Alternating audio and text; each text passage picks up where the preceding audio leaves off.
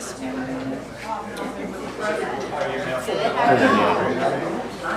good.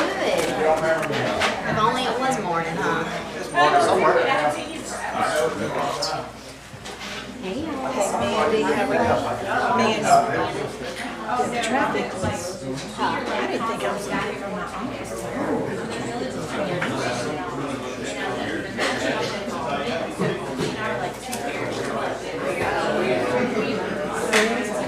Double staff.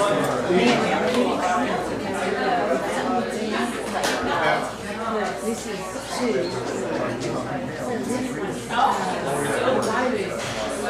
No opposition.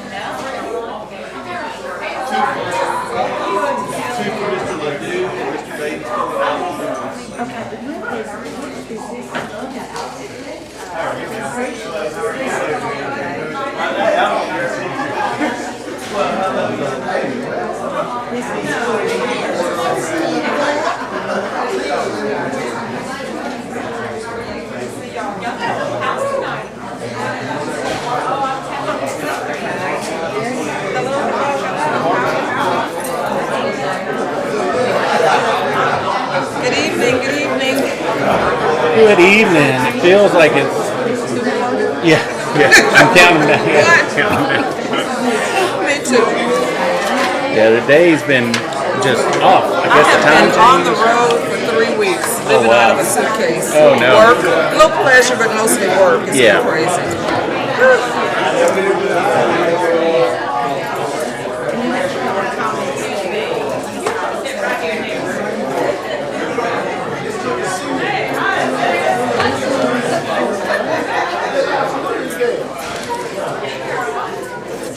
Is Dr. Clovis here? I believe I saw her. I know.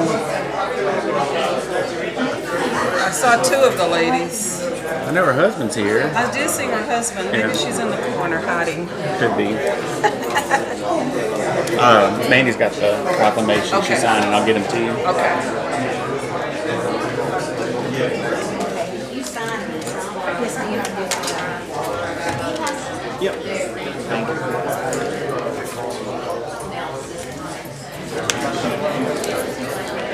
So Drew has to sign too, huh? Yeah.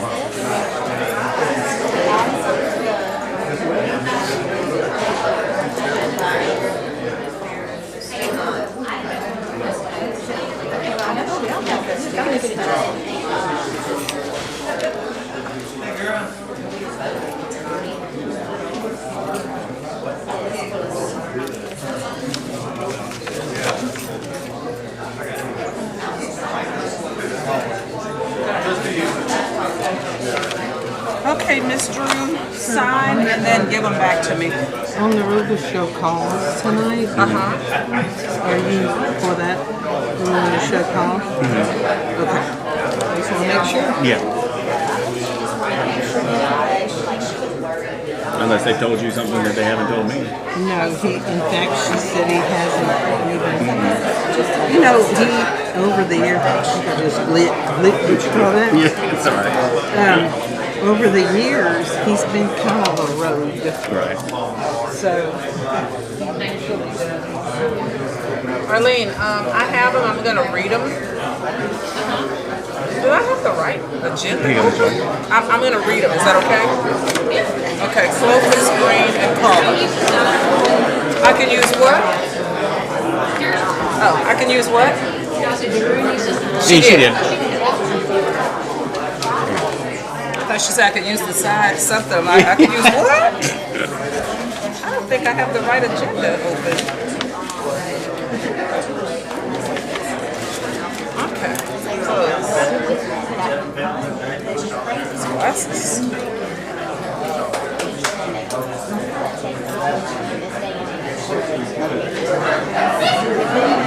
I just opened the right one.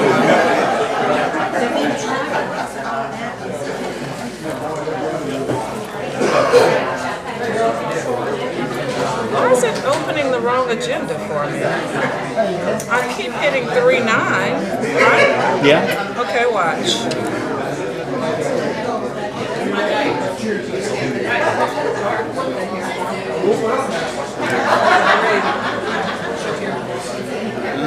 Yeah. Green and huh. Yeah. Hold on. Click right here. See if that changes it. Maybe so. It defaulted. Yeah, it went. Yeah, there you go. Okay.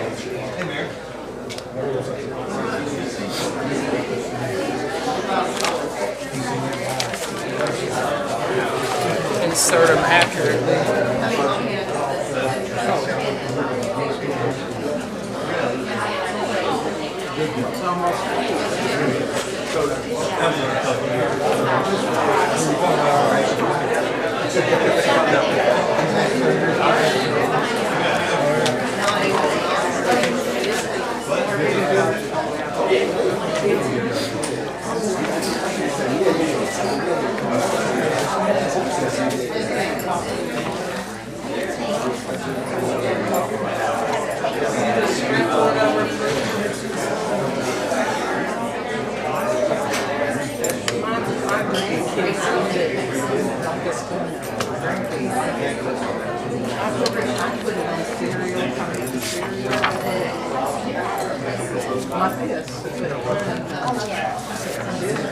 Okay, this is for what item? And this one's not on tonight's agenda. This is just information Oh, that okay. Jennifer wanted us to have regarding.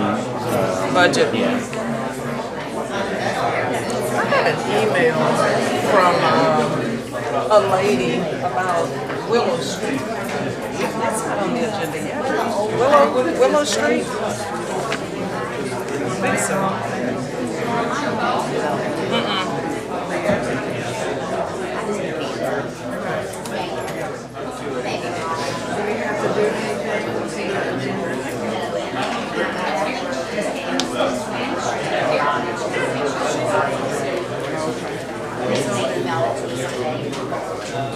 You know what people do? They can put on something and the address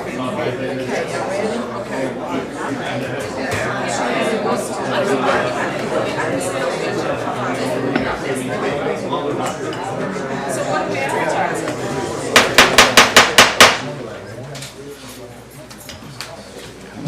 Sulphur City Council meeting for March the 9th is now called to order. I'm going to ask, there's got a lot of nice people here tonight, and we're glad. I'm going to ask you to please silence your cell phones.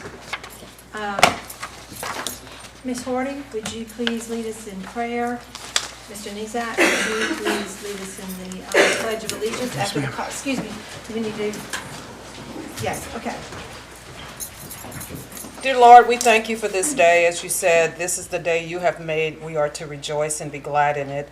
We thank you, Lord, for this opportunity to meet tonight. We ask that your Holy Spirit dwell upon us, that we make decisions always in what's in the best interest of our citizens of Sulphur. Thank you for the opportunity, Lord Jesus, tonight as we honor phenomenal women and celebrate who they are. We thank you for our administration, our staff, and all that are here tonight. In all things, we say thank you. In Jesus' name. Amen. Pledge allegiance to the flag of the United States of America and to the republic for which it stands, one nation, under God, indivisible, with liberty and justice for all. Ms. Arlene, roll call, please. Ms. Ellender? Here. Mr. Nazat? Here. Ms. Hardy? Here. Ms. Abchar? Here. Ms. Thomas? Here. Thank you, ma'am. I'd like to have approval of the minutes, please. So moved. Second. The motion second, roll call, please. Ms. Ellender? Yes. Mr. Nazat? Yes. Ms. Hardy? Yes. Ms. Abchar? Ms. Yes. Thomas? Yes. Approval of agenda. So moved. Have a motion? Second. We have a second. Roll call, please. Ms. Ellender? Yes. Mr. Nazat? Yes. Ms. Hardy? Yes. Yes. Ms. Thomas? Yes.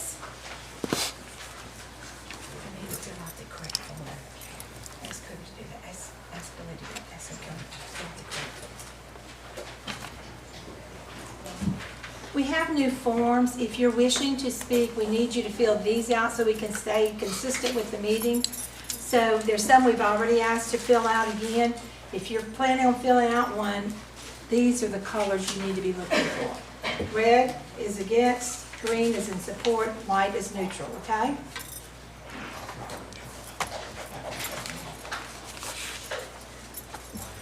All right, okay. Item number 1, Women in History Month proclamations presented to the following: Dr. Catherine Clopas, Ms. Jackie Green, and Ms. Carla Ziegler. Ms. Hardy. Thank you, Madam Chair.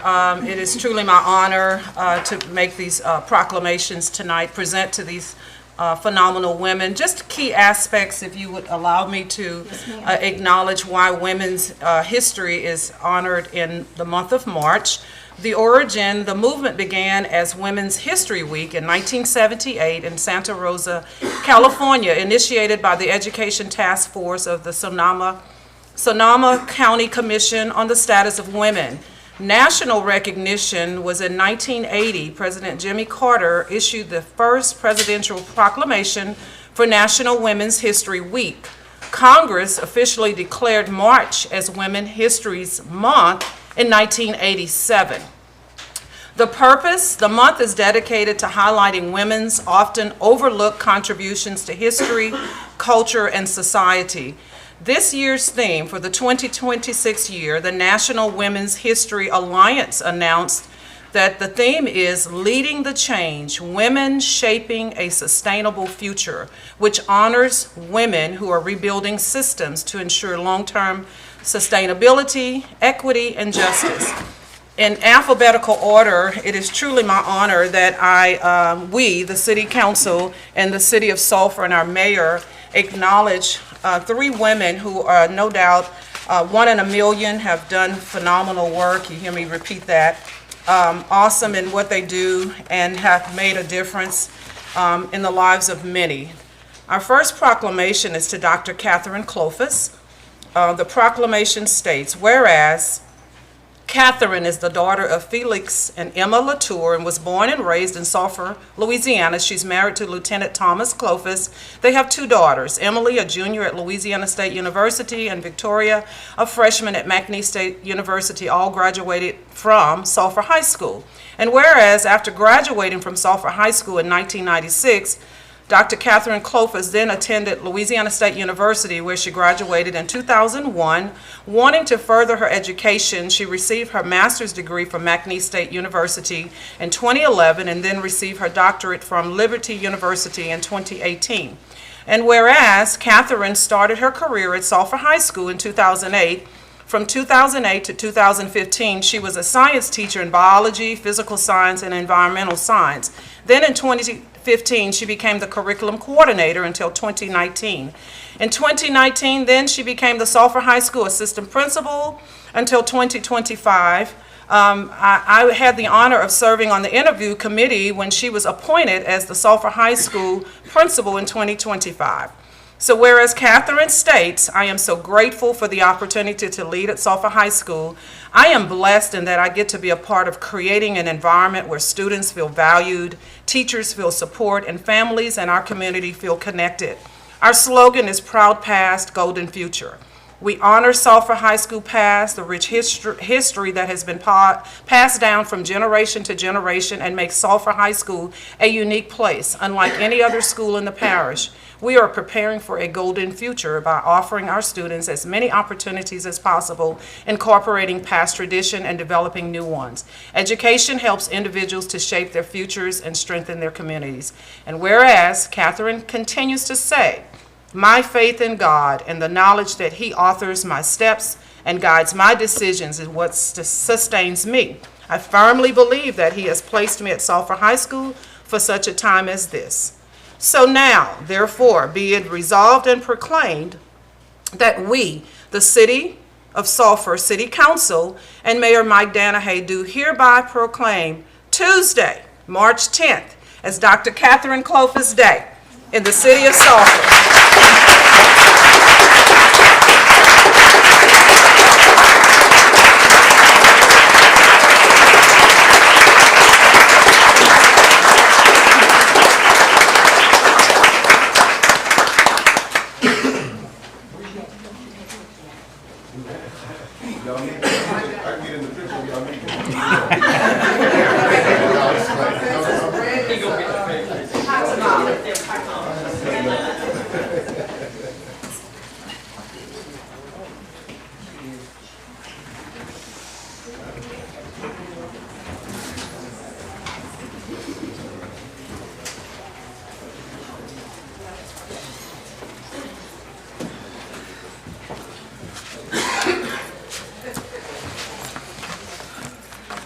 Proclamation to Jackie Green. Whereas Jackie is the daughter of Jesse and Lola Rigmaiden James. She was born and raised in Mossville. Her family, the Rigmaidens, were pioneers and deeply rooted in the Mossville community. She has 4 wonderful children, Korea, Cedric, Jerome, and Lexi, and she has 3 beautiful grandchildren. And whereas Jackie attended Westlake High School and graduated in 1989, she then attended Delta School of Business, where she graduated with an occupational associate's degree in business and accounting. Whereas Jackie began her career at Calcasieu Council on Aging in January 2000 as a receptionist. With her great work ethic and dedication, one of her professors noticed her potential and encouraged her to apply for an open position. Although this position offered very little more money than her current job, she knew that it represented something far greater than money. She took the job, and after less than 1 year, she was promoted to executive director under the leadership of former director Tony Caraway. After 26 years, it has proven to be one of the best decisions she's made in her lifetime. And whereas Calcasieu Council on Aging was established in 1982 and has long-standing history of serving seniors throughout Calcasieu Parish. Their sole purpose is to advocate, develop, and deliver essential services to enhance the quality of life for older adults. They provide services, resources, and programs that promote independence, wellness, and social engagement. They offer a wide range of programs such as nutritious meals, services, transportation assistance, senior centers, and recreational activities, health and wellness programs, and support services and resources for caregivers. And whereas for frail, isolated, and homebound seniors, they provide carefully crafted in-home services for those persons not ready for the nursing home or assisted living, but just needs a little assistance to remain at home. All services are provided at no cost. And whereas Jackie was born into the funeral service business alongside her parents, she and her brother are owners of James Funeral Home in Lake Charles that has successfully been in business for 56 years. Whereas Jackie says she finds joy in the simple things. She loves gardening, cooking, and baking, and sharing it with family and friends. She also loves all genres of music and its meditation for the soul and a universal language for all. Now, therefore, be it resolved and proclaimed that we, Sulphur City Council and Mayor Mike Danahay, do hereby proclaim Tuesday, March 10th as Jackie Green Day. You get to share that day.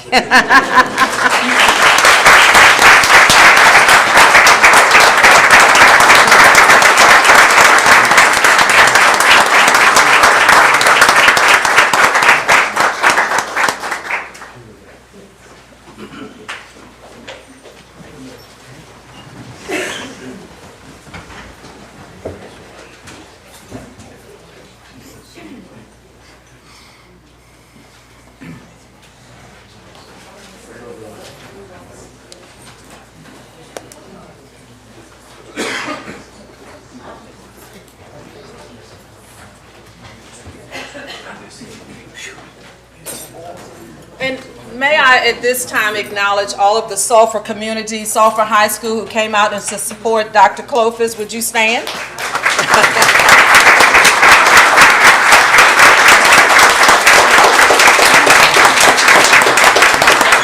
And for the family and friends and co-workers of Miss Jackie Green, would you stand?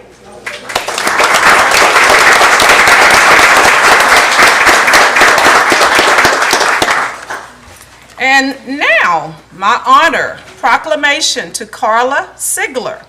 Carla was born in Welch, Louisiana, and grew up in Moss Bluff. She has lived in Sulphur since 2007, is married to Brent Collins, a United States Navy veteran who runs her law firm, Sigler Law. And whereas Carla attended Sam Houston High School, where she graduated in 1992, She then attended McNeese State University, where she graduated with a BS in biology and a minor in chemistry. And I'm going to say, why aren't you teaching? Whereas in May of 2000, Carla graduated from Paul M. Hebert LSU Law Center, and she was admitted into the Louisiana Bar on October 6, 2000, where she graduated in the top 24% of her law school class. Very good.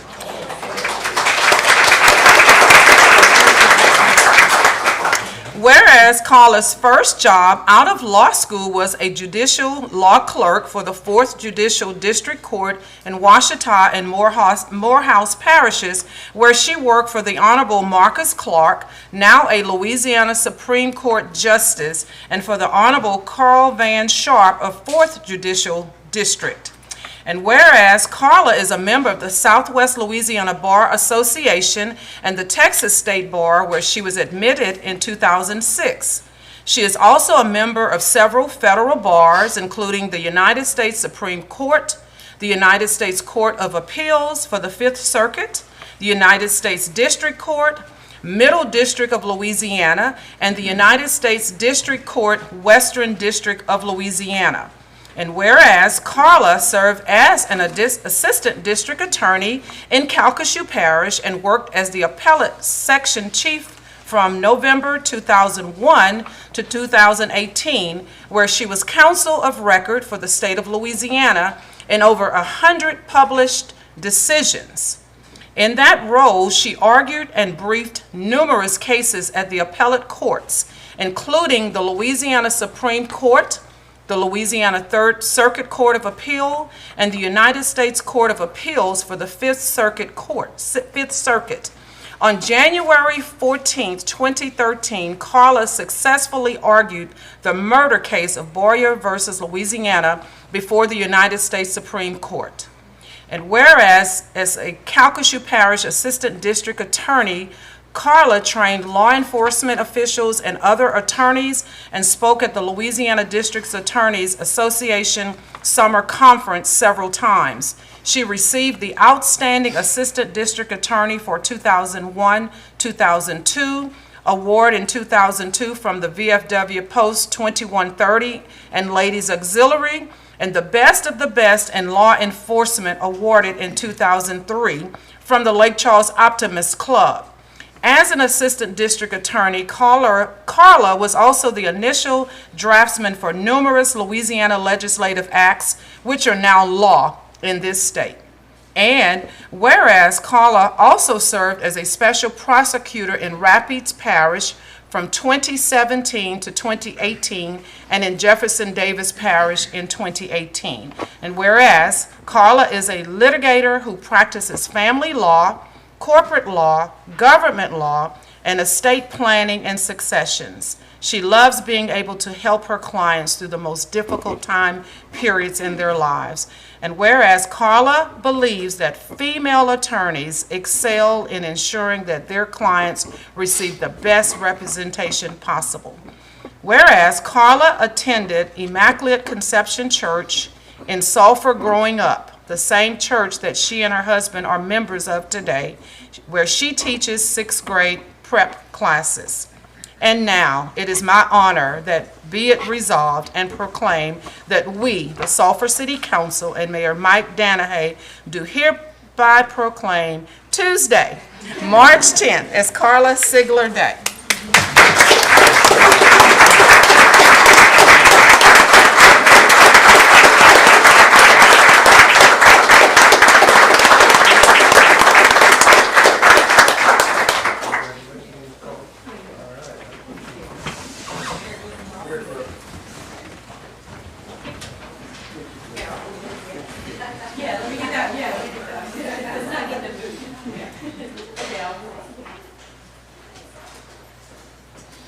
Thank you, Councilman.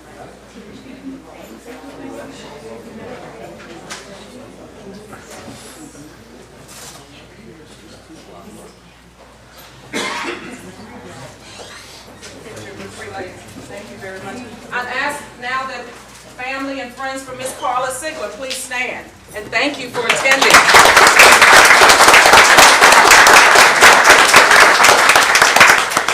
We can take a short break if there's, notice some are wanting to leave, if there's anybody else, anytime.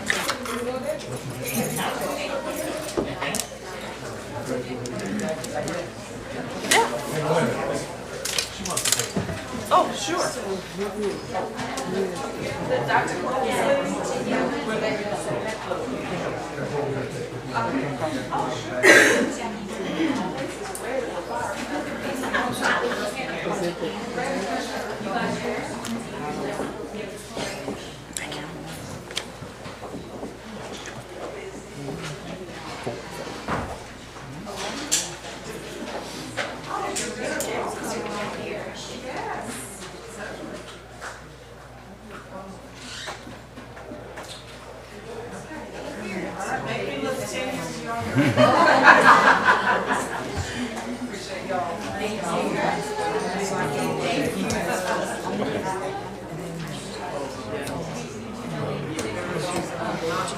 However you want it, yeah.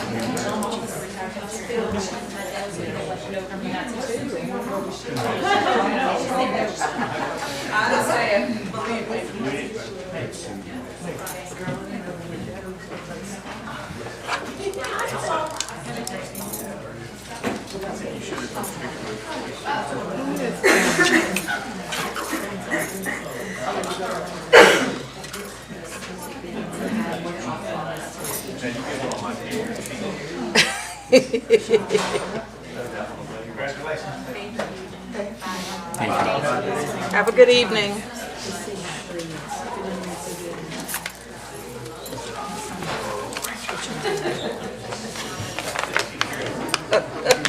Y'all turn the air off in here?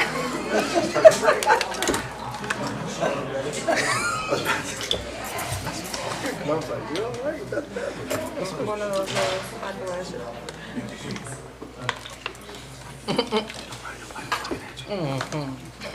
Okay. All right, now we're going to proceed with the rest of our agenda, so let me just give you a little clarity here that I'm trying to get clear on. So since we have new formatting, there is, if you're against, you filled out the red, if you support, you're filling out the green, and if you're neutral, you're doing the white. So what we're going to do is I'm going to try this order tonight. Let's see how it works. Those that are against a matter, we're going to let those folks speak first. And then the ones that are for it, they will have the opportunity, and if it's neutral, if they're wanting to speak, then they will.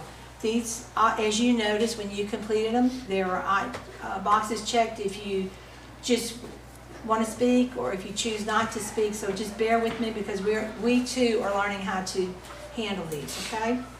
So, item number 2, public hearing on ordinance declaring certain surplus, movable, and immovable property of the city of Sulphur and providing for the disposal thereof.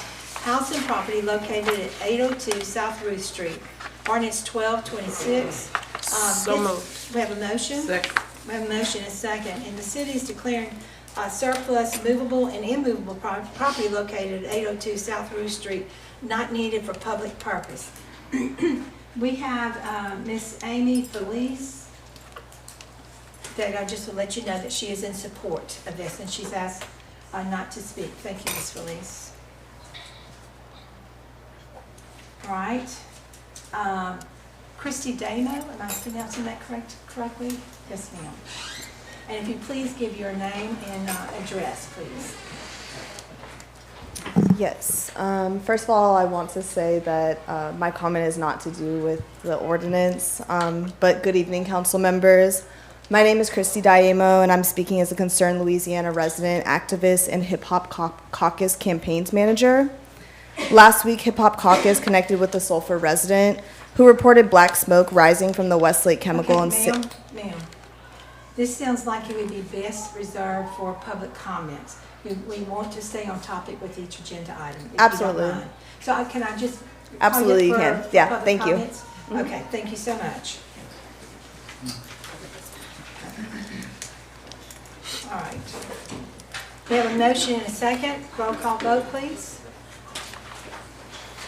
Ms. Ellender? Yes. Mr. Nazat? Yes. Ms. Hardy? Yes. Ms. Abchar? Yes? Ms. Thomas? Yes. Motion carries. Item number 3, public hearing on ordinance authorizing Mayor Dana Hay to execute a buy-sell agreement between the City of Sulphur and Institute of Christ the King of Sovereign Priests Incorporated, and authorize the sale of property located at 802 South Ruth Street, ordinance 1326. So moved. We have a motion, we have a second. We have, let's see, Ms. Felice, who is in support. Thank you, Ms. Felice. And we have Mr. Baden, who would like to speak. Who is neutral? You're good? Okay, very good. All right, roll call vote, please. Mr. Nazat? Yes. Ms. Hardy? Yes. Ms. Abchar? Yes, Ms. Thomas? Yes. Ms. Sullivan? Yes. motion carries. Item number 4. Public hearing, ordinance granting a rezone to Naya, I don't know if I pronounced that, or Naya LLC from residential to commercial to allow for future development not known at this time for property located at southeast on ramp onto I-10 off Highway 1256. This is property north of Fairfield.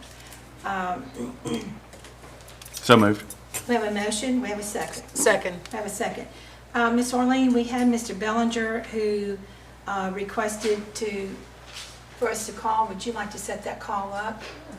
This is a new procedure for ADA. If someone is not able to attend the meeting, then they set this call request up the morning of the council meeting.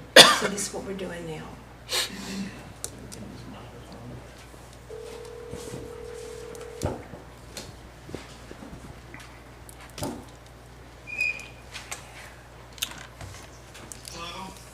Hey, Mr. Bellinger, it's Arlene. How are you? Good. You want to speak on item number 4? I don't think it needs to be rezoned in the dark, not knowing what kind of development is going to be there. I know that that property would eventually have to be rezoned because we need to make use of that frontage property for the city, but it needs to be rezoned carefully and keeping in mind the quality of life for the residential neighborhood right next to it. So not knowing what it's going to be, I don't think that's a good idea. Okay, that's it? That's it. All right, thank you, Mr. Bellinger. Okay. Thank you. Mr. Higginbotham? You're in opposition? I thought you was calling me. No, yes, I am. So, I'm Chris Higginbottom. I live at 2510 Allen Street. If you'll forgive me for getting on my soapbox for a moment. I plan on using all 3 of these minutes. I live right next to the strip of land that juts out from this property that's wanting to be rezoned. We have already had issues with land being cleared behind us and debris thrown at and on and over our houses because of the methods used. With how close some of the trees are to the property line, some of which are ours, some of which are not, I have concerns that if that land next to us gets developed, I have multiple concerns. One is that the removal methods could cause issues with my foundation to my house because some of those trees are within feet of my house. I have concerns that it could create sinkholes, that it could cause drainage problems. More importantly, I have concerns that that same strip could eventually be used as a through road for access to commercial traffic coming down our narrow street. I cannot stand for that, especially with the property line being not more than about 20 feet from my son's bedroom. We don't have the means to just up and pick up and move because the neighborhood changes. So that being said, we have previously had issues with construction workers blocking our street and then getting rude with my wife when she asked if they could move. I took that up directly with the company that was contracting them. We're not going to go into that tangent. But we are also continuing to deal with already increasing traffic in the neighborhood as a whole. Commercializing that property and the potential it could be, the changes that it could make to our street would only further increase that traffic. Already, it is unsafe for our son to wait for the school bus because of traffic. There are other children in the neighborhood who wait along Patton and along that same area. All this is going to do is make it more dangerous for them to wait for the school bus, to get off the school bus. And they don't all have the means we do to arrange alternative transportation. Now, that being said, I am vehemently opposed to the rezoning of the property next to the Fairfield Hotels. To kind of be a little bit colorful with my language here, nothing inappropriate, mind you. It seems to me these days that the city of Sulphur is quickly becoming a community where commercial and industrial development happens at the expense of its poor and middle class neighborhoods. Our once great and diverse community may soon consist of just three things: businesses, industries, and wealthy neighborhoods well insulated from the surrounding developments. Got a little paraphrase of some old Ross Perot here, if you don't mind. What's that giant sucking sound in the city of Sulphur? It's everyone being forced out that isn't a plant worker, a business owner, or a politician. Thank you, Mr. Higginbotham.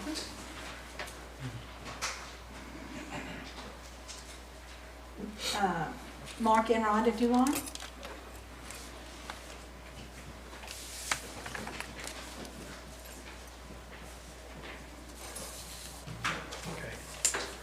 You'll have to please bear with me. I'm not much on speaking in public. When I first heard about the rezoning coming in the back of our neighborhood, I thought, here we go again. We already been through it on the front end. Now it's coming in from the back end. The amount of traffic and the proposed road to be determined later would have traffic coming through, looping through all day and night. It's going to be nonstop. There's going to be people coming off 27 trying to loop around to get back in, get back on the Patton Street. We have a very nice, quiet neighborhood. It's a dead-end street. There's been no thefts, no anything of any kind of trouble on that road. Opening this road, being that we're close to the interstate, could lead to somebody coming off that interstate, jumping in on our street, doing whatever, getting back on the interstate and gone. It's not good. And I really want to believe that the city of Sulphur is not trying to destroy neighborhoods, small neighborhoods. And I really, please wish that you would vote this down. Thank you.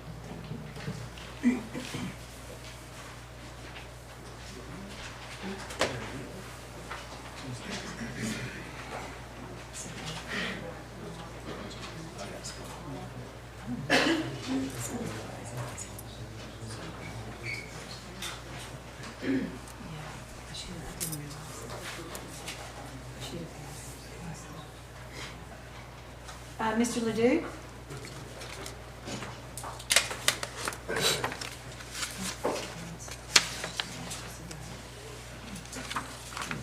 James, I want you to say, but let me say one thing, please. Is this Mr. Savar? Are you the property owner? Okay. Okay. No, you stay. We'll finish these and then we'll let you speak last if you don't mind. Okay, go ahead. James Ledoux, 812 North Cleveland. I had to think where I lived at. Anyway, I'm not for or against it. You know, I'm for progress in the city. I think that's a good corner to have something. But for us to change the zoning of this before we know exactly what's going to it is putting the cart before the horse. We need to, I understand that it's more applicable to be able to try and sell it because it's in a commercial area instead of just a residential area. It's easier to sell it to somebody. But we need to take in consideration these residents that live there and maybe put some stipulations. If we do it, they definitely need a wooden fence that keeps that away from the residents so they don't see what's going on. I know it says in the deal with the direction of the driveway is supposed to go through the Fairfield, and that needs to be adhered to tremendously. I don't know if they expect to go down Lena Drive sooner or later to be able to get to the back of that property, but that needs to be put in there also, that we don't need to look at that. like I said, I'm all for progress, but we probably need to not put the cart in front of the horse. Thank you, sir. Mr. Baden?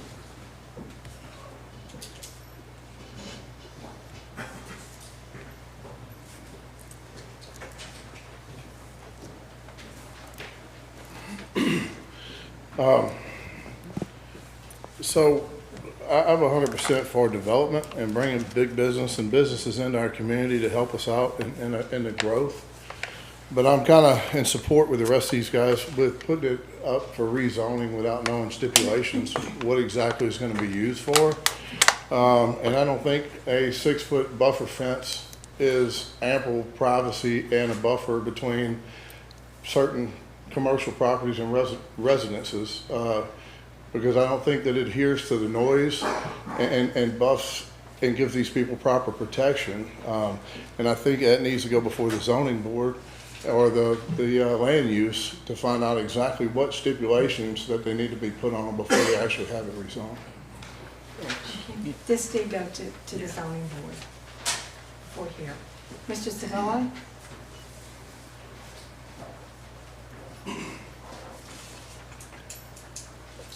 Jitten Zaveri, 3897 South Jasmine Drive, Lake Charles, Louisiana.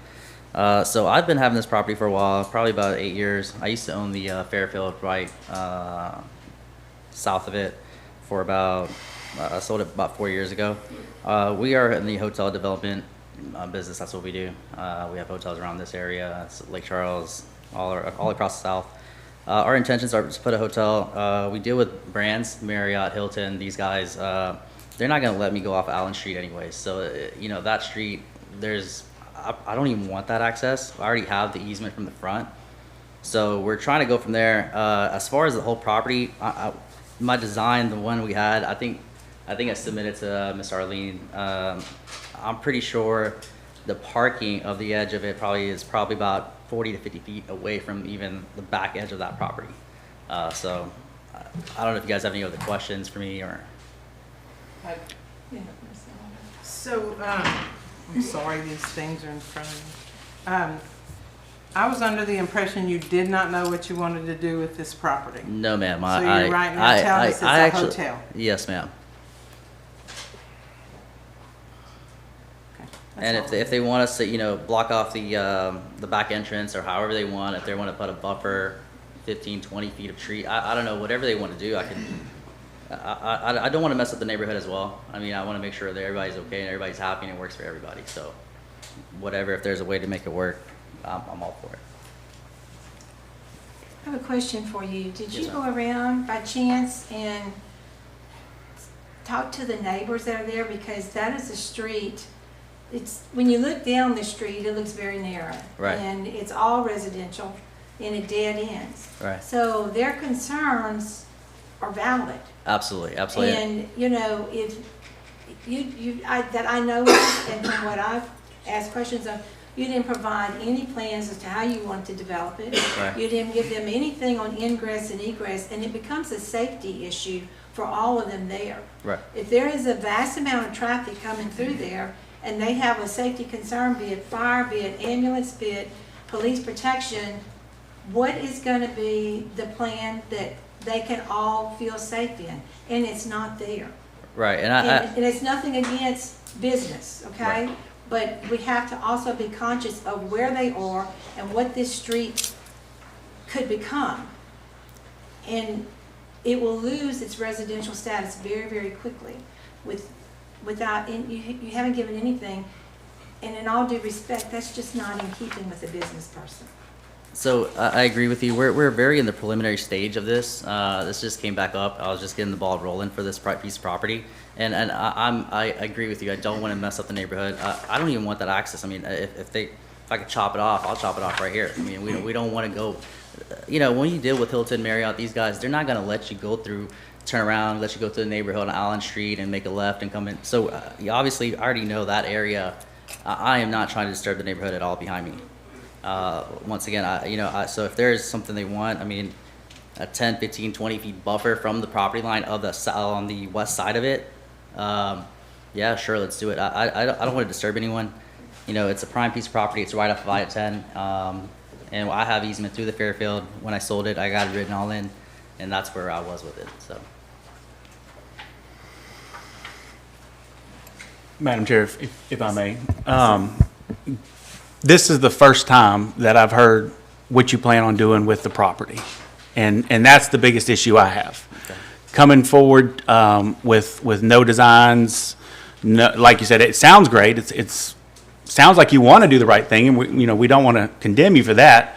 But the problem is we're here at the moment of almost voting with no information on anything. Okay. And that's my concern.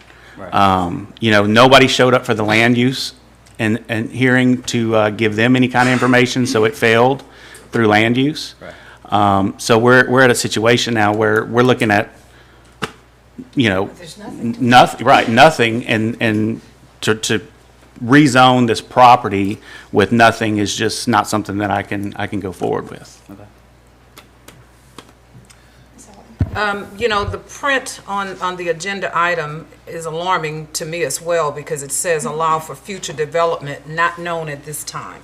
And that's what we're being asked to vote on tonight. And I, in good conscience as well, we're all, it's a given, we're all supportive of economic growth and businesses. But what's on this agenda item that states not known at this time, I, in good conscience, cannot support that. Because you can tell us what you propose to do, but you have not presented that to us other than what you're saying. And unless it's in writing with more specific details, again, I'm in good conscience, I cannot support this. I did have a plan, I'm not sure, I had a plan that was submitted with the drawing, like a preliminary plan, how it was laid out on this piece of land. So I'm not sure if you guys got that or not, but I did submit that. But I don't- either way, I mean, So, when this came before the land use, and you were provided a date of that meeting. I did not get that date. It was probably a miscoordination on me. I apologize. And I would have been there if I would have known. I was there, you were not there. I was not there. And you admit that and Yes, and ma'am. understand that, but you didn't do your homework. And I don't mean to be ugly, but that's not in keeping with business. You did not do your homework. Members of the council, if I could maybe suggest a deferral of this matter in order to get more information from the applicant, and that would assist both the residents, the board, and the applicant in getting to the truth rather than a denial based on a lack of information. I haven't spoken with him about that, but I'm just gonna recommend at this time that if he would, instead of withdrawing his application, ask that y'all defer it, and give him time to get information to the opponents and to the council so that we can make a decision that's based on facts. Is that something you'd wanna do? oh yeah, that'd be great. Madam Chair, if I may. Yes, ma'am. If we're gonna go that route, I do wanna go ahead and bring this up. When we're looking at the actual property, would you and obviously we're not voting on that tonight, I'm just bringing it up as conversation piece, but, when you mentioned the buffer, I don't know what the amount of property that is, but from what y'all have it listed here as the panhandle is to remain zone residential. So the property from the panhandle to where the parking lot of the Marriott starts, about how much property is that? So the total line on the survey shows 534 feet from the north east corner all the way to the northwest corner. So if you're looking from here to here is 534 feet. Okay, so from where the Marriott parking lot starts to go to the right? On this backside? Yes, sir. That's the backside of the Marriott. Okay, so if you go straight up, what?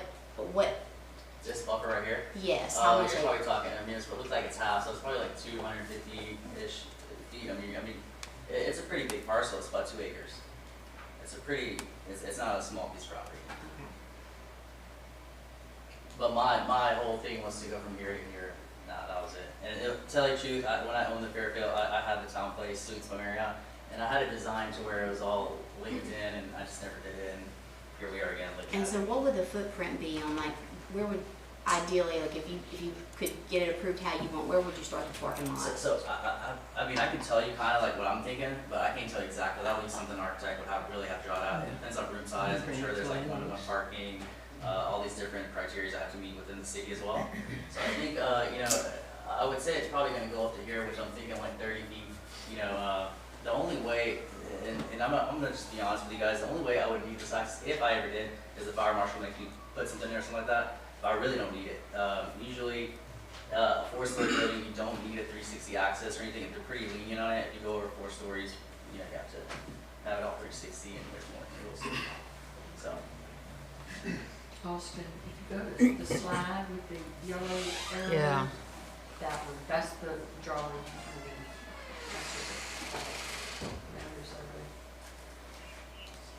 are. I thought I sent you another, like a hotel drawing on it too, but I mean, I have it. I can send it to you for it.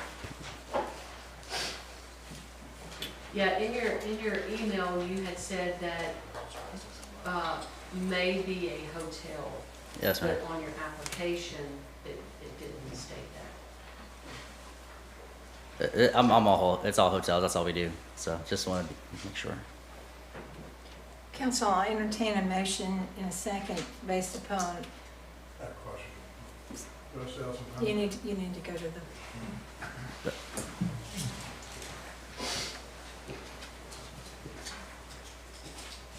I just got a question if we had established that this is, because I know certain areas of that is on Carlos Water District, on the backside of some of those neighborhoods that we rezoned.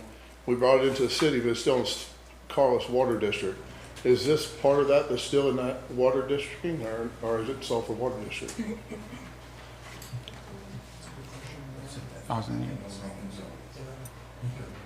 Because I think that's something we need to try to establish also before we take and try to rezone it, to try, if we're gonna bring a big business of that magnitude in, to try to gain the water district as well. thank you, sir. If it's in that district, it cannot be.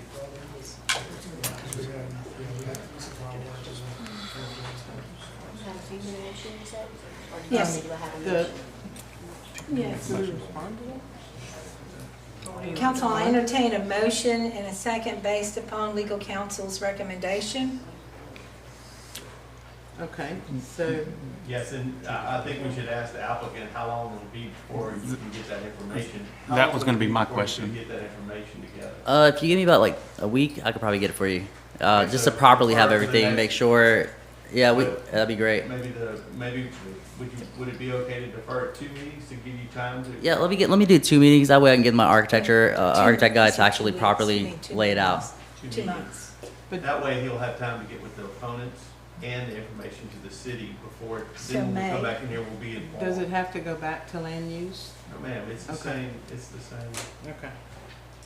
it failed, so there's no reason for it to Yeah. go back. Okay, He's just giving more information. okay. Sort of for May. Defer to, the motion would be to defer to May. Yeah. Entertain a motion to defer to May. Do we need a motion in a second for that? We need a motion in a second. Yes. Okay, so moved. We have a motion.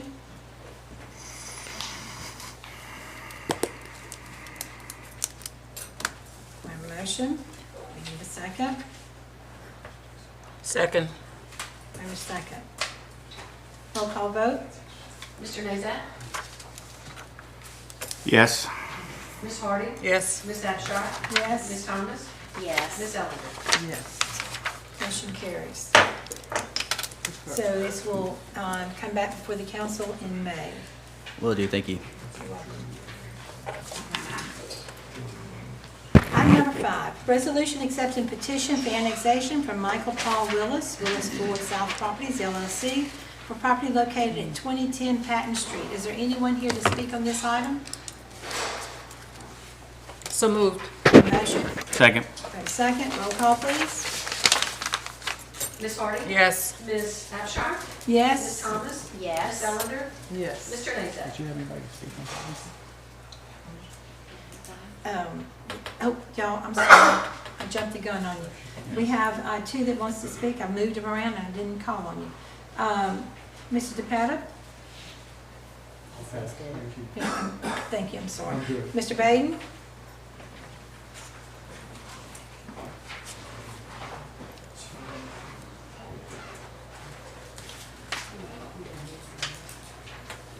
Just the same issue that I was going to question on the previous agenda item was about the redistricting of the water. Make sure that we have got the San Carlos Water District, even though it's going to be annexed in by the city, that we're going to bring that with the water district in as well.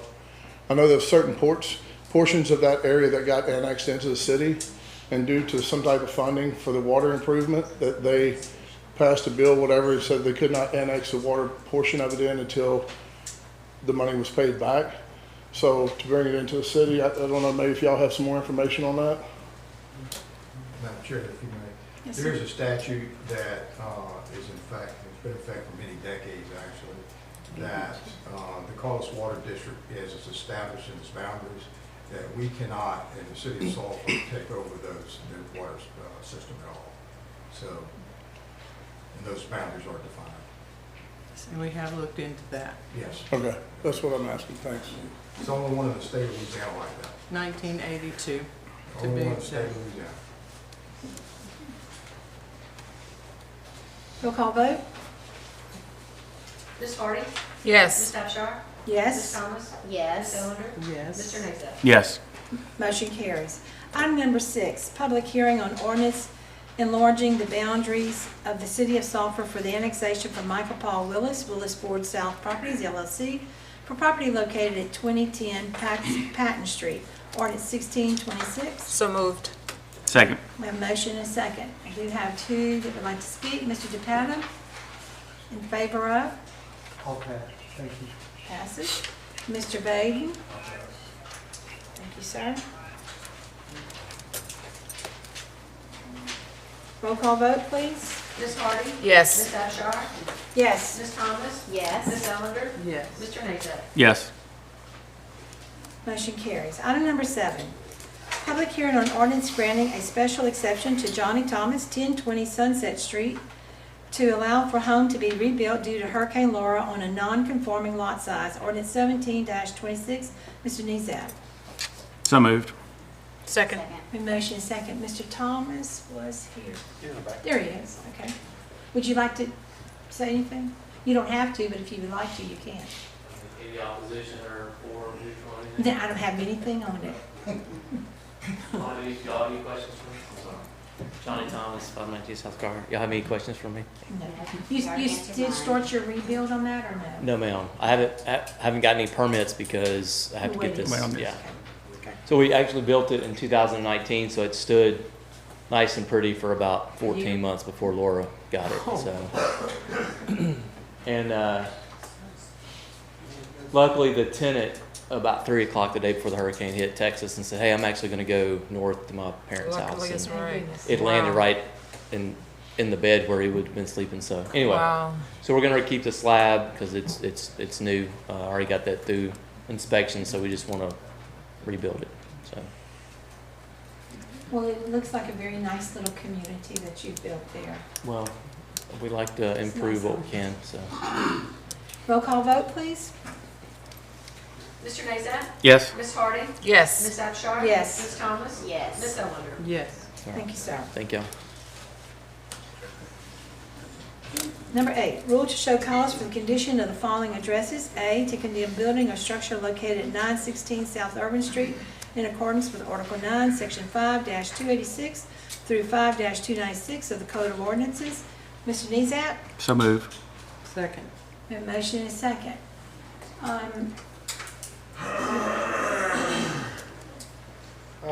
We gave Mr. Holly a month. Reached out to him. We've had no contact, no permits pulled. So I'd like to move forward with it. Roll call vote. I'm sorry, Nick, did you have anything? No, I have no questions. Is anyone here, I've jumped the gun on this one too, is anyone here that represents this property? Okay, all right. Roll call vote, please. Mr. Nazat? Yes. Ms. Hardy? Yes. Ms. Abchar? Yes. Ms. Thomas? Yes. Ms. Ellender? Yes. Motion carries. Item B, to condemn building or structure located at 509 Lewis Street in accordance with Article 9, Section 5-286 through 5-296 of the Code of Ordinances. Ms. Ellender? So moved. Second. A motion and a second. Mr. Thomas? Same situation, attempted to reach out to her, no contact. There's been some evidence of vacancy slowly trickling in, so ready to move on this one. This one is a long time coming. I don't want you to sit down, I want to say something. Roll call vote? Ms. Ellender? Yes. Mr. Nazat? Yes. Ms. Hardy? Yes. Ms. Abchar? Yes. Ms. Thomas? Yes. Thank you. I'd like to say thank you because you have been very proactive and you, boots on the ground, you have been going through properties and even brought up some that we need to look at. So thank you very much for your due diligence. We appreciate you. Yes, sir. Okay, roll call vote, please. We just We did. just did. Oops, all right. All right, item number 9, resolution accepting substantial completion for Central Fire Station, resolution 7-26. So moved. Second. Motion second. Mr. Abraham, would you like to update us, please? Excuse me, sorry, yes. Yeah, so we're fine for the day for this substantial completion. We had a pretty extensive punch list from an architectural perspective. It was about almost $15,000 worth of work to be done, and then from a mechanical perspective was about $13,500 for a total of $30,000 with grading the parking lot. So we got some work left to do, but they're We're getting there. tightening everything up. Yep. Progress, progress. Have a motion? Second? We did that. I'm sorry, y'all. It's not staying tonight. Okay, roll call vote, please. Ms. Hardy? Yes. Ms. Abchar? Yes. Ms. Thomas? Yes. Ms. Ellender? Yes. Mr. Nazat? Yes. Thank you. Item number 10, resolution in support of Calcasieu Parish Police Jury Government Channel to broadcast free of charge the Sulphur City Council meetings, resolution 08-26. So And moved. we have a motion? Second. We have a second.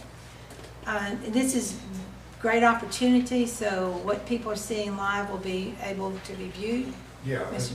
Madam Mayor. Chair, we were approached by the Calcasieu Parish Police Jury to be able to add that to the CGov channel at no charge to the city, of course. And it's another outlet in addition to our website and our Facebook page. We feel like this is a good opportunity for everyone. It's a great opportunity. Thank you. Roll call vote, please. Ms. Abchar? Yes. Ms. Thomas? Ms. Yes. Ellender? Yes. Mr. Nazat? Yes. Ms. Hardy? Yes. Thank you.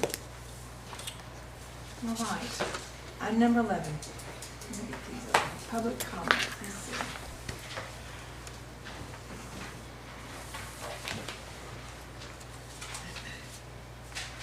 All right, we're going to start with Ms. Damo Christie.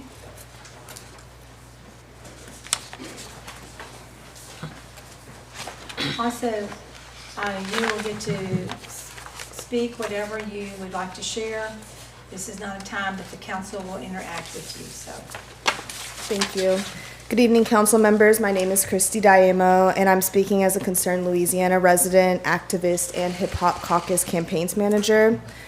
Last week, Hip Hop Caucus connected with a Sulphur resident who reported black smoke rising from the Westlake Chemical and Citgo petrochemical facilities, and multiple industrial incidents simultaneously spreading across the community throughout the day. Residents shared videos and photos of flaring and fires, but were not given clear public information about what was happening or what toxins they may be breathing.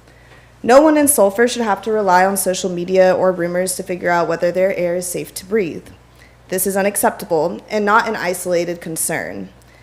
Each year, air pollution from oil and gas flaring results in $7.4 billion in health damages, more than 700 premature deaths, and 73,000 asthma exacerbations among children. A significant number of those incidents happened here in the city of Sulphur. For example, federal regulators previously required Westlake Chemical to spend $110 million on pollution controls and compliance tied to clean air allegations. Community reporting also highlighted Westlake Chemical had 2 hazardous leaks just last month. Westlake and Citgo are 2 of the largest emitters in Sulphur and have a history of fires. They have a history of fires, hazardous leaks, and workplace accidents, including a September 2025 refinery fire that injured 4 workers. How many times will we let multinational companies pollute Louisiana air and kill our neighbors to line the pockets of their shareholders?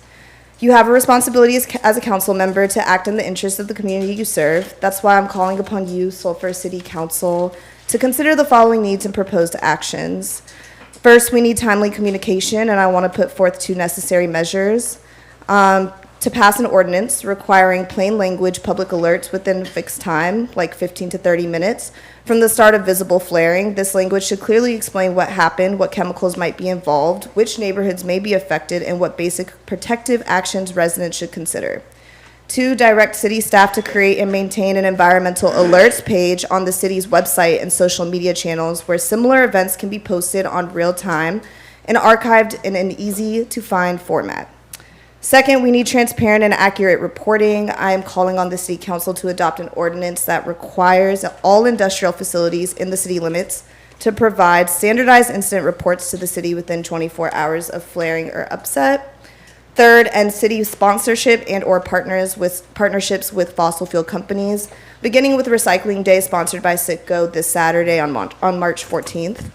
Fourth, I'm calling on the City Council to allocate city resources to independent air monitoring so residents know exactly what air quality they're breathing. And the good news is that this already exists. Local nonprofit Micah 6-8 Mission runs a community-based program called Purple Air that uses AQ Sync monitors in partnership with Carnegie Mellon scientists to track pollution and pollutants. The people of Sulphur should not have to rely on cell phone videos to understand what is happening in their air. They deserve transparency. But your time is up. Thank you, I appreciate it. Have a good evening. Mr. Baden?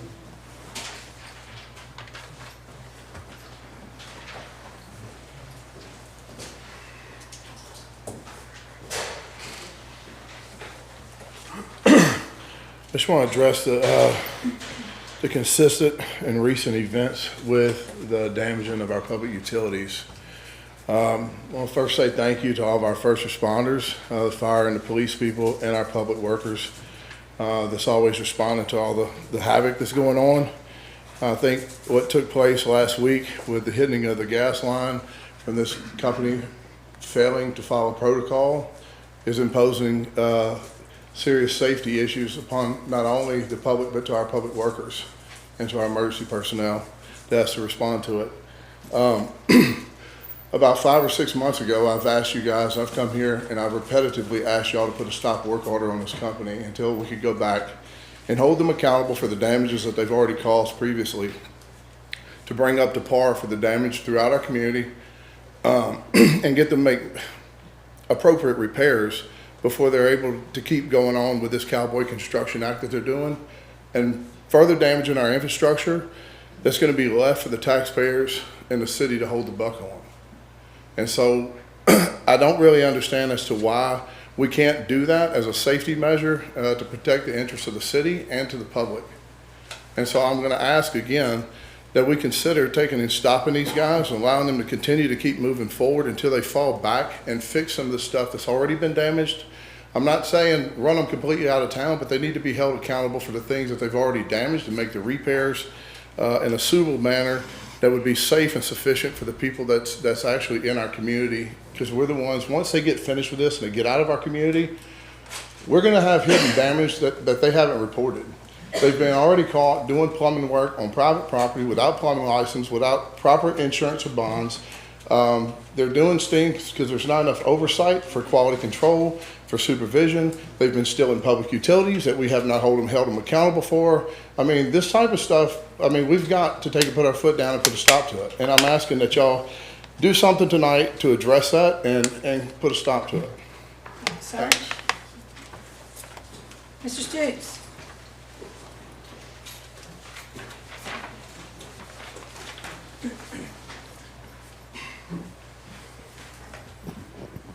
Jacob Stutes, 244 Long Hill Drive, Sulphur. Good evening. I wanted to briefly mention the ordinance proposed that I submitted regarding utility strikes and infrastructure damage during construction. What prompted me to do this was a conversation with local residents. I was speaking with a woman in her yard whose home had been marked for upcoming contractor work. She was genuinely scared and asked me if there was anything that I could do or that she could do to stop them before they get to her. Over the past 2 weeks, we've seen a gas line strike that forced evacuations in Maplewood, and now following boil advisory affecting parts of our community, along with other incidents we've seen over the past several months. Those events highlight how important it is that we have a clear safeguard when underground utilities are damaged. I drafted the ordinance simply to start the discussion and put a possible framework on the table. I understand the council and administration may review it and recommend changes. I welcome that input. My goal isn't to push something through tonight. It's to make sure we're addressing the issue and protecting residents going forward. I respectfully ask the council and administration to review the proposal and consider how the city wants to move forward on this issue. Our community deserves confidence that works in our rights and our right-of-ways is being done safely and responsibly, not only with projects happening today, but with every contractor who works in the city in the near future. Thank you for your time. Thank you, sir. Mr. Ledoux? I will.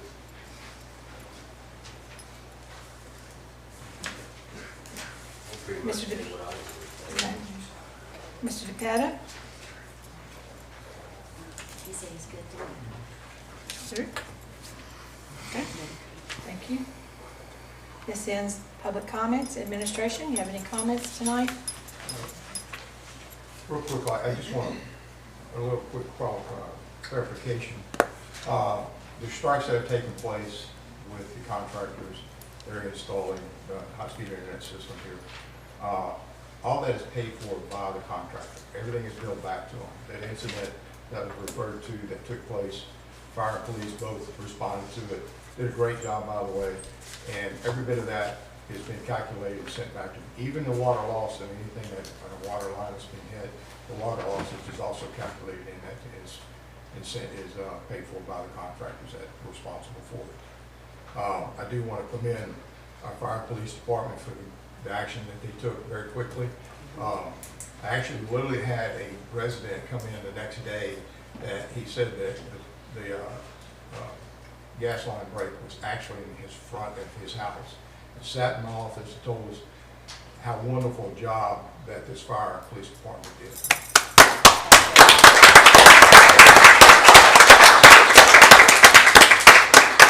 It is an unfortunate incident. They are about approximately a month from being completed in the city of Sulphur. Honestly, you know, we look to have some competition in the high-speed internet system here. I think in the long run, it's going to be beneficial to the citizens of Sulphur to be able to have multiple opportunities to access high-speed internet here. So, yes, it has been trying at times. We did have a meeting with the T-Mobile folks last week in the midst of everything that was going on, and told them that we were not too pleased at all about what was happening, and they have made efforts to make corrective action whenever these contractors do things they should not be doing. So there is an effort being made, and I hope that Austin might have something to add to that. You pretty much hit the nail on the head, but from that standpoint, so the concern with, you know, damages that aren't seen now and in the future when they leave out of town, you know, we do require a bond to be provided for, in this case, it's actually $250,000 for a full year after they completion and they leave town. So, you know, these things will be able to be addressed and reimbursed accordingly. So ironically enough, we were in a meeting. It was Austin, myself, the mayor, and some of you on the council the day that hit happened last week. So they were in the hot seat in that conference room. We were assured that day that that contractor was terminated and that they would not be able to return to do work in the city. I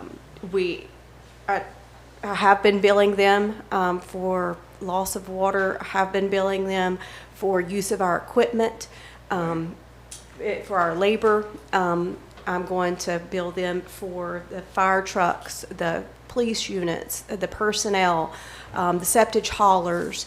Every invoice that's coming in, I'm packaging it, putting administrative costs on top of it.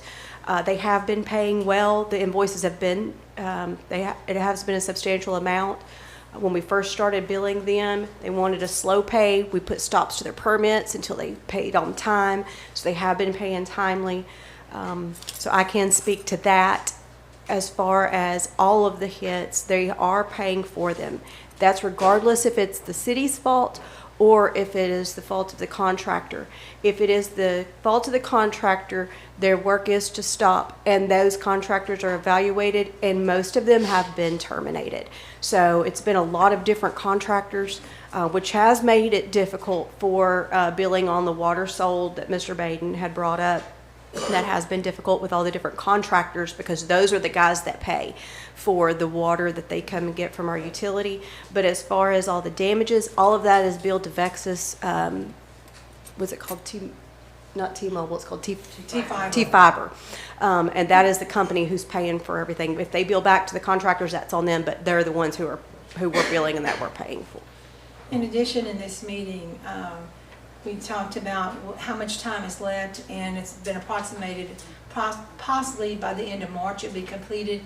May go over a week or two beyond that, but they are just as eager to complete this project as every citizen and administration is as well. And it is reassuring. We saw, Ms. Thomas and I both saw the receipts and the payments that has been made to the city. They are making payments, and the city is not shy about the billings to them for all of the events.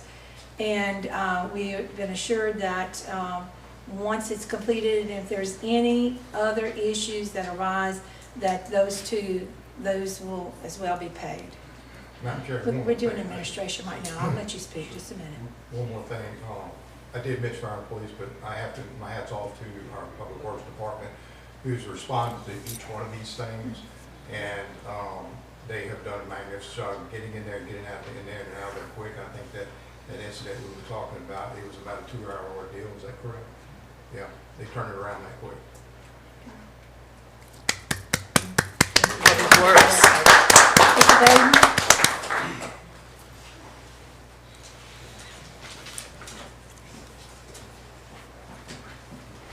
I just want to clarify, like, I've seen the public records requests I've done as far as the billing and stuff, as far as trying to recuperate some of the expenses.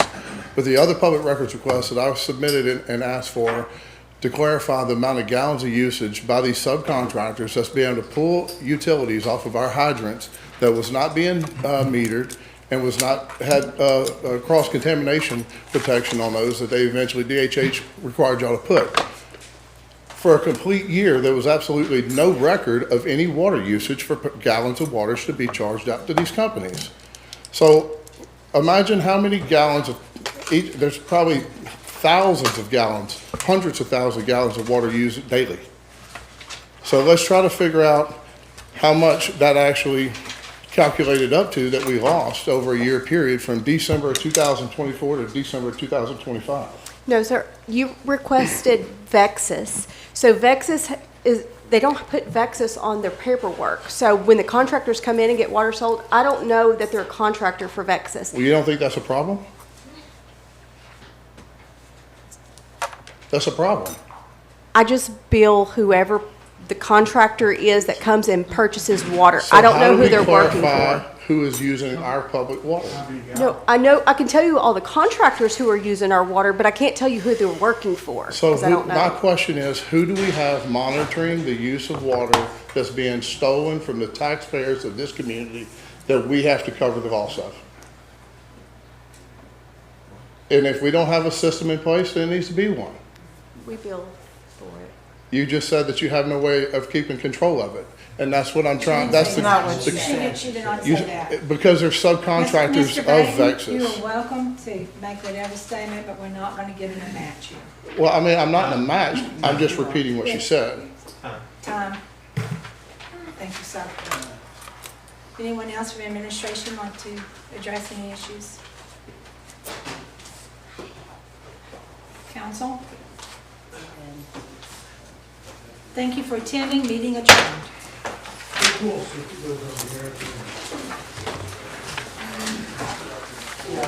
You know, I wondered after I motion gave a second. In May, we still gonna be on Coast Street. Yeah, and I don't know, and my concern is I don't know if he's gonna be able to get everything that he needs to give us the proper, you know what I'm saying? Like, to get with an architecture to say, this is what it is in 2 months. So do we have to adhere to the 2 months, or can it be pushed back? I guess if we come back in 2 months and it's still not ready. And in fairness to the new council, let them decide. Right, well, honestly, I really wish I would have referred him to withdraw, so he could resubmit it. That's what I thought he would have done, resubmitted it. Is that He what would have had to pay, he would have to pay again, but he would be more prepared, hopefully, and resubmit. He could withdraw it and resubmit it. And so if he resubmitted, he has to go back to land use too, which would be more transparent.